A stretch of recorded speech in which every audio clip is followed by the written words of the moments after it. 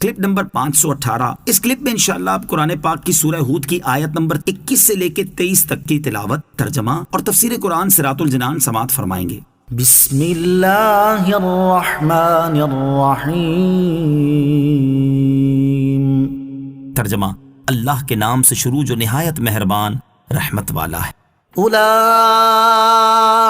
الذین خسروا انفسهم وضل عنهم ما كانوا يفترون۔ ترجمہ، یہی وہ لوگ ہیں جنہوں نے اپنی جانوں کو خسارے میں ڈال دیا اور ان سے ان کے بہتان گم ہو گئے۔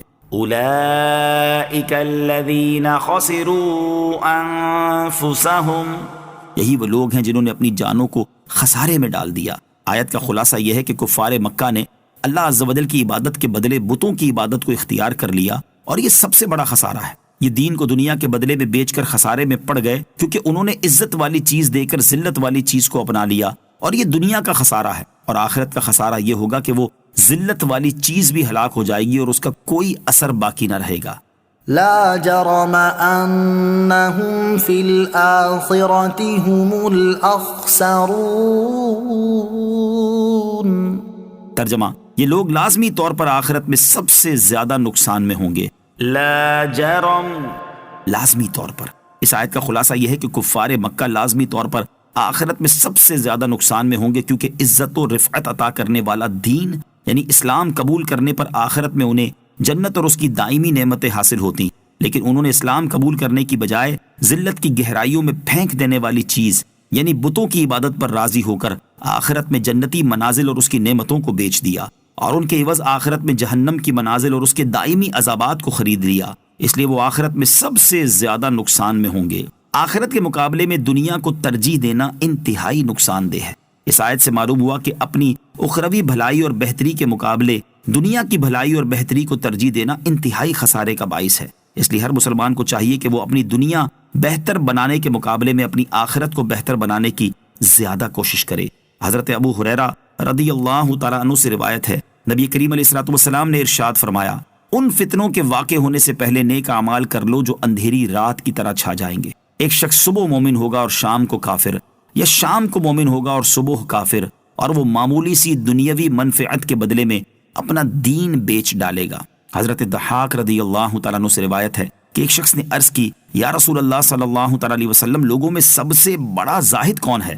ارشاد فرمایا، وہ شخص سب سے بڑا زاہد ہے جو اپنی قبر کو اور اپنے فنا ہونے کو نہ بھولے، دنیا کی زیب و زینت کو چھوڑ دے، باقی رہنے والی کو فنا ہو جانے والی پر ترجیح دے، اپنے آنے والے دن کو شمار نہ کرے اور خود کو مردوں میں شمار کرے۔ اللہ تعالیٰ ہمیں دنیا پر آخرت کو ترجیح دینے اور آخرت کی بھلائی اور بہتری کے لیے بھرپور کوشش کرنے کی توفیق عطا فرمائے، آمین۔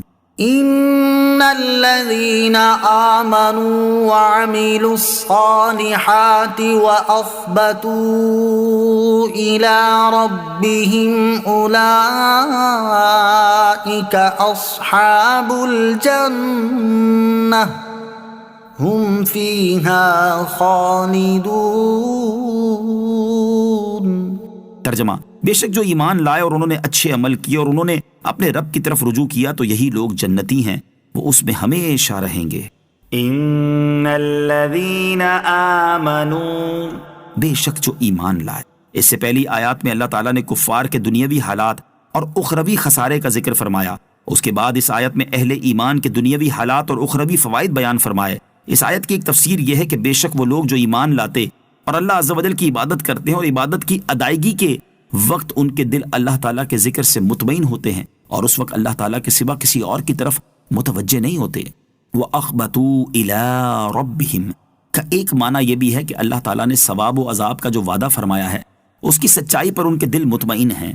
دوسری تفسیر یہ ہے کہ بے شک وہ لوگ جو ایمان لائے اور اچھے عمل کیے اور اس بات سے ڈرتے رہے کہ کہیں ان کے اعمال میں کوئی نقص یا کمی نہ رہ گئی ہو، جن لوگوں میں یہ تین اوصاف ہوں تو وہ جنتی ہیں اور وہ ہمیشہ جنت میں رہیں گے۔ اپنے اعمال کی فکر کرنے کی ترغیب۔ ہمارے اسلاف کا یہی حال تھا کہ وہ ایمان لانے اور نیک اعمال کرنے کے باوجود ان میں نقص یا کمی رہ جانے سے ڈرتے تھے، بلکہ وہ عظیم المرتبت صحابی جن کے عدل و انصاف اور بہترین حکمرانی پر تاریخ اسلام کو ناز ہے اور جنہیں دنیا میں ہی مالک جنت قاسم نعمت صلی اللہ تعالی علیہ وسلم کی زبان اقدس سے جنت کی بشارت مل گئی، یعنی سیدنا عمر فاروق رضی اللہ تعالیٰ عنہ وہ بھی اس معاملے میں خوف زدہ رہتے تھے. چنانچہ بخاری شریف میں ہے کہ جب حضرت عمر فاروق رضی اللہ تعالیٰ عنہ پر قاتلانہ حملہ ہوا اور شہادت کا وقت قریب آیا تو ایک انصاری نوجوان حضرت عمر فاروق رضی اللہ تعالیٰ عنہ کی بارگاہ میں حاضر ہو کر عرض گزار ہوئے، اے امیر المومنین رضی اللہ تعالیٰ عنہ، آپ کو اللہ تعالیٰ کی طرف سے بشارت ہو کہ اسلام میں آپ کا جو مقام ہے وہ آپ جانتے ہیں. پھر جب آپ خلیفہ بنائے گئے تو آپ رضی اللہ تعالیٰ عنہ نے عدل و انصاف کیا اور اس کے بعد شہادت پائی. حضرت عمر فاروق رضی اللہ تعالیٰ عنہ نے ارشاد فرمایا، اے بھتیجے، کاش مجھے برابری پر چھوڑ دیا جائے کہ نہ عذاب ہو نہ ثواب. اللہ تعالیٰ ہمیں بھی اپنے اعمال کی فکر کرنے کی توفیق عطا فرمائے.